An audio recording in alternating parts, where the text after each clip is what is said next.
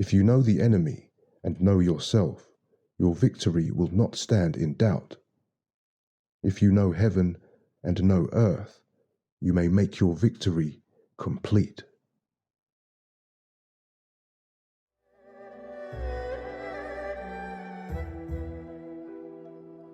"11. The 9 situations. Sun Tzu said, "The art of war recognizes 9 varieties of ground. 1. Dispersive ground. 2. Facile ground. 3. Contentious ground. 4. Open ground. 5. Ground of intersecting highways. 6. Serious ground. 7. Difficult ground. 8. Hemmed in ground. 9. Desperate ground." When a chieftain is fighting in his own territory, it is dispersive ground. When he has penetrated into hostile territory, but to no great distance, it is facile ground. Ground, the possession of which imports great advantage to either side, is contentious ground. Ground on which each side has liberty of movement is open ground. Ground which forms the key to 3 contiguous states, so that he who occupies it first has most of the empire at his command, is a ground of intersecting highways. When an army has penetrated into the heart of a hostile country, leaving a number of fortified cities in its rear, it is serious ground. Mountain forests, rugged steeps, marshes and fens, all country that is hard to traverse, this is difficult ground. Ground which is reached through narrow gorges and from which we can only retire by tortuous paths, so that a small number of the enemy would suffice to crush a large body of our men. This is hemmed in ground. Ground on which we can only be saved from destruction by fighting without delay is desperate ground. On dispersive ground, then, fight not. On facile ground, halt not. On contentious ground, attack not. On open ground, do not try to block the enemy's way. On the ground of intersecting highways, join hands with your allies. On serious ground, gather in plunder. In difficult ground, keep steadily on the march. On hemmed-in ground, resort to stratagem. On desperate ground, fight. Those who were called skillful leaders of old knew how to drive a wedge between the enemy's front and rear, to prevent cooperation between his large and small divisions, to hinder the good troops from rescuing the bad, the officers from rallying their men. When the enemy's men were united, they managed to keep them in disorder. When it was to their advantage, they made a forward move. When otherwise, they stopped still. If asked how to cope with a great host of the enemy in orderly array and on the point of marching to the attack, I should say, begin by seizing something which your opponent holds dear. Then he will be amenable to your will. Rapidity is the essence of war. Take advantage of the enemy's unreadiness. Make your way by unexpected routes, and attack unguarded spots. The following are the principles to be observed by an invading force. The further you penetrate into a country, the greater will be the solidarity of your troops, and thus the defenders will not prevail against you. Make forays in fertile country in order to supply your army with food. Carefully study the well-being of your men, and do not overtax them. Concentrate your energy and hoard your strength.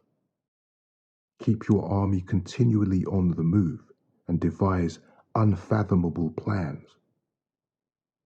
Throw your soldiers into positions whence there is no escape, and they will prefer death to flight. If they will face death, there is nothing that they may not achieve. Officers and men alike will put forth their uttermost strength. Soldiers, when in desperate straits, lose the sense of fear. If there is no place of refuge, they will stand firm. If they are in hostile country, they will show a stubborn front. If there is no help for it, they will fight hard. Thus, without waiting to be marshalled, the soldiers will be constantly on the qui-vive. Without waiting to be asked, they will do your will. Without restrictions, they will be faithful. Without giving orders, they can be trusted. Prohibit the taking of omens and do away with superstitious doubts. Then, until death itself comes, no calamity need be feared. If our soldiers are not overburdened with money, it is not because they have a distaste for riches. If their lives are not unduly long, it is not because they are disinclined to longevity. On the day they are ordered out to battle, your soldiers may weep, those sitting up bedewing their garments, and those lying down letting the tears run down their cheeks. But let them once be brought to bay, and they will display the courage of a Chu or a Kui. The skillful tactician may be likened to the Shui Zhan. Now the Shui Zhan is a snake that is found in the Chuang Mountains. Strike at its head, and you will be attacked by its tail. Strike at its tail, and you will be attacked by its head. Strike at its middle, and you will be attacked by head and tail both. Asked if an army can be made to imitate the Shui Zhan, I should answer yes. For the men of Wu and the men of Yue are enemies. Yet if they are crossing a river in the same boat and are caught by a storm, they will come to each other's assistance just as the left hand helps the right. Hence, it is not enough to put one's trust in the tethering of horses and the burying of chariot wheels in the ground. The principle on which to manage an army is to set up one standard of courage which all must reach. How to make the best of both strong and weak, that is a question involving the proper use of ground. Thus, the skillful general conducts his army just as though he were leading a single man, willy-nilly, by the hand. It is the business of a general to be quiet and thus ensure secrecy, upright and just, and thus maintain order. He must be able to mystify his officers and men by false reports and appearances, and thus keep them in total ignorance. By altering his arrangements and changing his plans, he keeps the enemy without definite knowledge. By shifting his camp and taking circuitous routes, he prevents the enemy from anticipating his purpose. At the critical moment, the leader of an army acts like one who has climbed up a height and then kicks away the ladder behind him. He carries his men deep into hostile territory before he shows his hand. He burns his boats and breaks his cooking pots. Like a shepherd driving a flock of sheep, he drives his men this way and that, and nothing knows whither he is going. To muster his host and bring it into danger, this must be termed the business of the general. The different measures suited to the 9 varieties of ground, the expediency of aggressive or defensive tactics, and the fundamental laws of human nature. These are the things that must most certainly be studied. When invading hostile territory, the general principle is that penetrating deeply brings cohesion, penetrating but a short way means dispersion. When you leave your own country behind and take your army across neighborhood territory, you find yourself on critical ground. When there are means of communication on all four sides, the ground is one of intersecting highways. When you penetrate deeply into a country, it is serious ground. When you penetrate but a little way, it is facile ground. When you have the enemy's strongholds on your rear and narrow passes in front, it is hemmed in ground. When there is no place of refuge at all, it is desperate ground. Therefore, on dispersive ground, I would inspire my men with unity of purpose. On facile ground, I would see that there is a close connection between all parts of my army. On contentious ground, I would hurry up my rear. On open ground, I would keep a vigilant eye on my defences. On ground of intersecting highways, I would consolidate my alliances. On serious ground, I would try to ensure a continuous stream of supplies.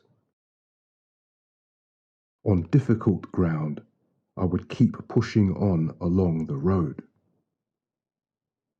On hemmed-in ground, I would block any way of retreat. On desperate ground, I would proclaim to my soldiers the hopelessness of saving their lives.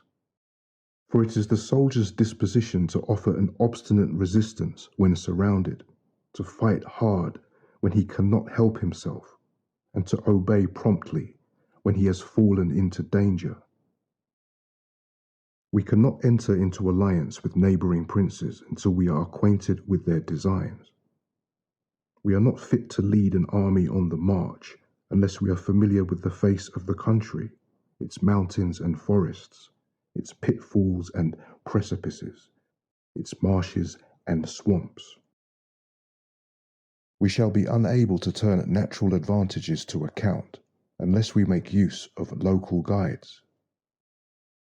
To be ignored of any one of the following 4 or 5 principles does not befit a warlike prince. When a warlike prince attacks a powerful state, his generalship shows itself in preventing the concentration of the enemy's forces. He overawes his opponents, and their allies are prevented from joining against him. Hence, he does not strive to ally himself with all and sundry, nor does he foster the power of other states. He carries out his own secret designs, keeping his antagonists in awe. Thus he is able to capture their cities and overthrow their kingdoms. Bestow rewards without regard to rule. Issue orders without regard to previous arrangements, and you will be able to handle a whole army as though you had to do with but a single man. Confront your soldiers with the deed itself. Never let them know your design. When the outlook is bright, bring it before their eyes, but tell them nothing when the situation is gloomy. Place your army in deadly peril, and it will survive. Plunge it into desperate straits, and it will come off in safety. For it is precisely when a force has fallen into harm's way that is capable of striking a blow for victory.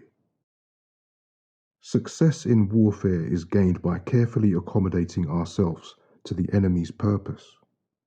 By persistently hanging on the enemy's flank, we shall succeed in the long run in killing the commander-in-chief. This is called ability to accomplish a thing by sheer cunning. On the day that you take up your command, block the frontier passes, destroy the official tallies, and stop the passage of all emissaries. Be stern in the council chamber, so that you may control the situation. If the enemy leaves a door open, you must rush in. Forestall your opponent by seizing what he holds dear, and subtly contrive to time his arrival on the ground.